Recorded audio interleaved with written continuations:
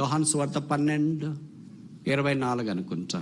గోధుమ గింజ భూమిలో పడి సావకుంటే ఒంటిగానే వండును, అది చచ్చిన ఎడల విస్తారముగా ఫలించును. ఎందుకు మనం ఫలించలేకపోతున్నాం?